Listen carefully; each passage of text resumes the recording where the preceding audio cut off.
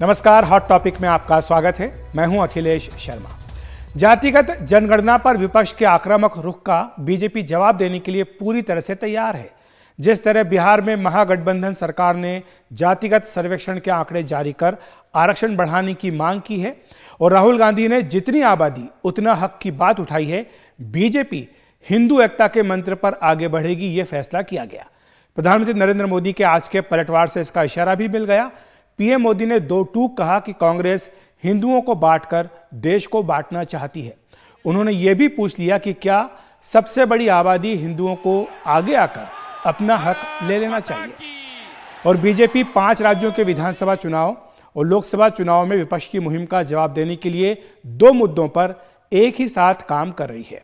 ये 2 मुद्दे क्या हैं, ये देख लेते हैं। पहला मुद्दा है मंडल और दूसरा है कमंडल। यानी पीएम मोदी के हाथ पे जहां एक तरफ मंडल है और दूसरी तरफ कमंडल है। बीजेपी का यह कहना है कि पीएम मोदी दरअसल दोनों ही बातों का रिप्रेजेंटेशन करते हैं और दोनों ही बातें लेकर साथ में चलते हैं। किस तरह से चलते हैं ये हम समझेंगे। दरअसल जातिगत सर्वेक्षण पर विपक्ष की रणनीति को मंडल आयोग की सिफारिशें लागू होने के बाद हुई राजनीति की वापसी कहा जा रहा है। तब वीपी सिंह सरकार ने पिछड़ी जातियों को सरकारी नौकरियों और शैक्षणिक संस्थानों में प्रवेश के लिए 27% आरक्षण दिया था। अब नए आंकड़े आने के बाद इस आरक्षण को बढ़ाने की मांग हो रही है। बीजेपी के पास भी इसका जवाब है। बीजेपी कह रही है कि मंडल की जहां तक बात है, यानी सामाजिक न्याय की बात है, तो ये तो बीजेपी खुद आगे लेकर चलती आई है। जहां तक पीएम मोदी की बात है, वो खुद ओबीसी हैं और कांग्रेस पार्टी ने आज तक कभी ओबीसी पीएम नहीं दिया, लेकिन बीजेपी ने देश को ओबीसी पीएम दिया है। ये मंडल 2.0 का जवाब है। कहा जा रहा है कि बिहार का जो डेवलपमेंट है ये मंडल 2.0 है, तो ये बीजेपी का जवाब है कि पीएम मोदी खुद ओबीसी हैं। इसके आगे बीजेपी ये भी कहती है कि सर्वाधिक मंत्री, सांसद और विधायक भी ओबीसी बीजेपी के पास ही हैं।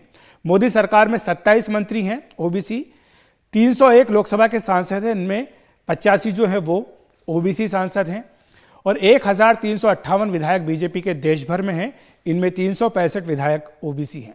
अगर एमएलसी की बात करें तो 163 एमएलसी बीजेपी के हैं, इनमें 65 ओबीसी के हैं। अभी तक बीजेपी के 68 मुख्यमंत्री हुए हैं, इनमें 21 ओबीसी, यानी 31% का आंकड़ा मुख्यमंत्रियों का बीजेपी का ओबीसी का रहा है। वहीं कांग्रेस की अगर बात करें तो अभी तक 250 मुख्यमंत्री हुए, उनमें केवल 43 ओबीसी हुए, यानी 17% ही कांग्रेस के ओबीसी सीएम रहे हैं। बीजेपी यह भी कहती है कि मोदी सरकार ने पिछड़े वर्ग आयोग को संवैधानिक दर्जा दिया है। नीट की परीक्षा में ओबीसी को आरक्षण देने का फैसला भी मोदी सरकार ने ही किया है और हाल ही में जो विश्वकर्मा योजना लागू की गई उसका फायदा भी 50% फायदा ओबीसी को दिया जा रहा है। इसके अलावा बीजेपी का यह भी कहना है कि उसके तर्कश में अभी एक तीर और भी है। वो है जस्टिस रोहिणी आयोग की रिपोर्ट जो राष्ट्रपति को सौंपी जा चुकी है। क्या रिपोर्ट है जिसको कि बीजेपी का ब्रह्मास्त्र कहा जा रहा है। इसमें ओबीसी की जातियों में आरक्षण लाभ की असमानता की पहचान करने की बात कही गई थी। ये इनको कहा था कि आप असमानता जो आरक्षण की है उसकी पहचान करें। अभी तक जो भी आरक्षण दिया गया है उसमें लाभ जितना मिला है उसके हिसाब से तमाम जातियों का वर्गीकरण किया जाए। जिन जातियों उपजातियों तक आरक्षण का लाभ नहीं पहुंचा है उन्हें अधिक लाभ कैसे दिया जाए इसका भी पता लगाया जाए। मौजूदा आरक्षण व्यवस्था जो अभी है उसमें क्या खामियां हैं, उनमें क्या सुधार हो सकते हैं, इसके उपाय सुझाने के लिए भी कहा गया था। साथ ही आरक्षण के भीतर ही आरक्षण की व्यवस्था यानी कोटा विद इन कोटा करके अति पिछड़ी जातियों को हक दिलाने की बात भी इस आयोग में कही गई है, आयोग की रिपोर्ट में कही गई है। और साथ ही जातियों और उपजातियों के बीच में जो पद अनुक्रम है, हायरार्की है, उसे समाप्त करके सबको एक साथ लाना, यह भी कमीशन को कहा गया था। 4 तरह से वर्गीकरण। पहला वर्गीकरण वो जिन्हें अभी तक आरक्षण का सबसे अधिक लाभ मिला है, कुछ जातियां हैं जिन्हें सबसे ज्यादा लाभ मिला। दूसरा कुछ उपजातियां हैं जिन्हें लाभ मिला है आरक्षण का। तीसरा वो है जिसमें लाभ पाने वाले और वंचित, उनका अनुपात जो है उसमें ज्यादा अंतर नहीं है, ये तीसरी कैटेगरी है। और चौथा आरक्षण वो है यानी चौथी कैटेगरी जिसमें शून्य या बेहद मामूली लाभ मिला है जातियों को या उपजातियों को। और आपको बताएं कि रोहिणी आयोग की रिपोर्ट में आरक्षण का समान और सर्वसमावेशी वितरण का तरीका बताया गया है। साथ ही पिछड़ी जातियों की पहचान, कुल आबादी में उनका अनुपात और अब तक मिले आरक्षण के लाभ का विवरण भी देने की बात कही गई है। तो ये बीजेपी कब इसको लागू करेगी ये फैसला भी समय देख करके करने की बात कही जा रही है। अब दूसरे दांव की बात करते हैं जो कि कमंडल। तब भी यही कहा गया था कि बीजेपी ने तब मंडल के जवाब में कमंडल यानी हिंदुत्व का मुद्दा उठाया था, और एक बार फिर से कमंडल की बात हो रही है कि हिंदुत्व पर अब बीजेपी अधिक आक्रामक दिखेगी। कमंडल में यह बताना है कि विपक्ष हिंदू समाज को तोड़ने का प्रयास कर रहा है। जिस तरह से जातियों के आधार पर बांटने की बात हो रही है, यह हिंदू समाज को तोड़ने का प्रयास है, यह राजनीतिक फायदे के लिए किया जा रहा है। हिंदुओं को इससे सतर्क रहने के लिए कहा जाएगा, आगाह किया जाएगा। राहुल गांधी ने जिस तरह जितनी आबादी उतने हक की मांग उठाई है, उसके लिए उन्हें घेरा जाएगा। देश में सबसे अधिक आबादी हिंदुओं की, तो क्या सबसे अधिक हक उन्हें, यह सवाल भी पूछा जाएगा। आज पीएम मोदी ने पूछा भी है। और जनवरी में राम मंदिर में प्राण प्रतिष्ठा होगी, उससे पहले पूरे देश में जन जागरण होगा।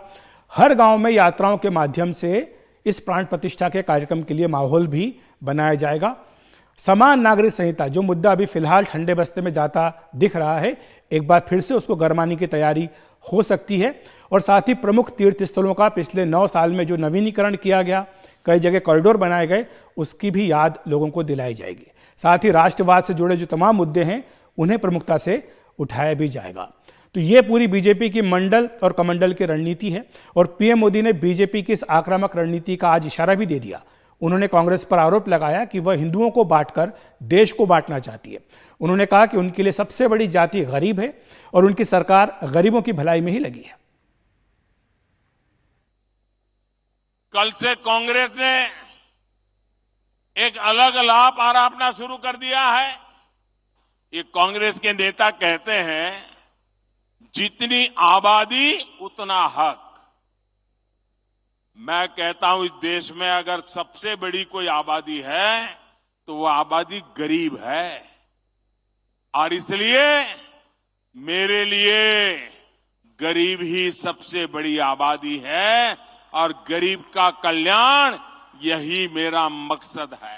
कांग्रेस किसी भी कीमत पर देश के हिंदुओं को बांटकर भारत को तबाह कर देना चाहती है। कांग्रेस गरीबों को बांटना चाहती है। मोदी ने पिछले 10 साल में सारी योजनाएं ऐसी बनाई ताकि गरीबों में एक आत्मविश्वास पैदा हुआ है।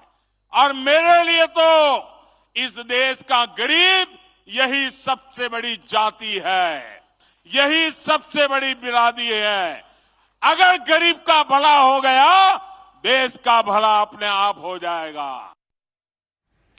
और पीएम मोदी ने आज कांग्रेस को पूर्व प्रधानमंत्री डॉक्टर मनमोहन सिंह की याद भी दिलाई।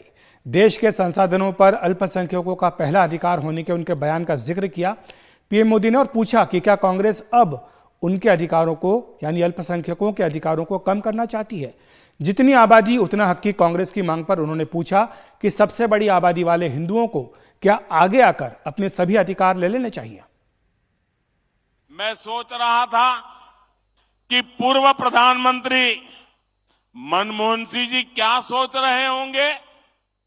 भारत के पूर्व प्रधानमंत्री मनमोहन सिंह जी तो कहा करते थे कि देश के संसाधनों पर पहला हक माइनॉरिटी का है, अल्पसंख्यकों का है, और उसमें भी मुसलमानों का है।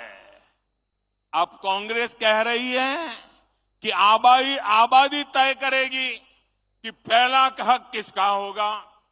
यानी क्या अब अल्पसंख्यकों का हक कांग्रेस कम करना चाहती है क्या? और आबादी के ही हिसाब से ही अब तय होने वाला है, तो पहला हक किसका होगा भाई? किसका होगा? आबादी किसकी ज्यादा है? किसका हक होगा? जरा कांग्रेस वाले स्पष्टता करें। क्या आबादी के हिसाब से हक मिलेगा क्या? तो क्या अल्पसंख्यकों को कांग्रेस हटाना चाहती है क्या? तो क्या सबसे बड़ी आबादी वाले हिंदू अब आगे बढ़कर अपने सारे हक ले लें क्या? उधर जितनी आबादी उतने हक के राहुल गांधी के बयान पर उन्हीं की पार्टी के भीतर सवाल उठने शुरू हो गए हैं। कांग्रेस के वरिष्ठ नेता अभिषेक मनु सिंघवी ने एक पोस्ट में इस पर सवाल उठाया। उन्होंने लिखा कि अवसर की समानता परिणामों की समानता के बराबर कभी नहीं हो सकती है। जो लोग जितनी आबादी उतना हक की बात कर रहे हैं, उन्हें पहले इसके दुष्परिणाम समझने होंगे। यह आखिरकार जाकर बहुसंख्यकवाद में समाप्त हो जाएगा। ये बात अभिषेक मनु सिंघवी ने लिखी। उसके तुरंत बाद कांग्रेस पार्टी की ओर से यह कहा गया कि ये उनकी अपनी निजी राय है, पार्टी की राय नहीं है।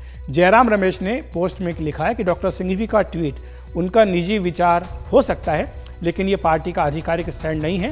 पार्टी अपनी राय 26 फरवरी 2023 को रायपुर घोषणा पत्र में तथा 16 सितंबर 2023 को कांग्रेस कार्य समिति के प्रस्ताव में व्यक्त कर चुकी है, जिसमें यह कहा गया था कि जातिगत जनगणना होनी चाहिए और जिसकी जितनी आबादी उसका उतना हक होना चाहिए। वक्त एक ब्रेक का।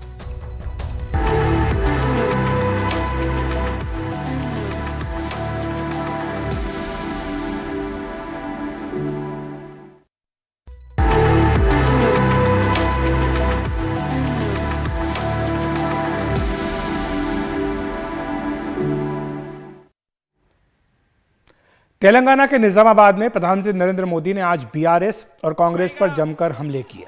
पीएम मोदी ने कहा कि इन लोगों ने लोकतंत्र को लूट तंत्र और प्रजातंत्र को परिवार तंत्र बना दिया।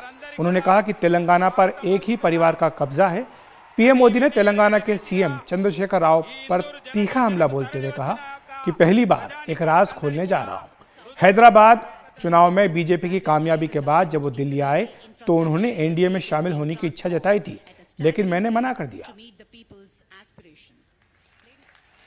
हैदराबाद के चुनाव के बाद ये भी तारीख चेक कर ले मीडिया वाले, वो दिल्ली मुझे मिलने आए, बहुत बढ़िया मुझे शाल उड़ाई, बहुत मुझे आदर किया और इतना प्यार दिखाया, ये केसीआर के कैरेक्टर में ही नहीं है।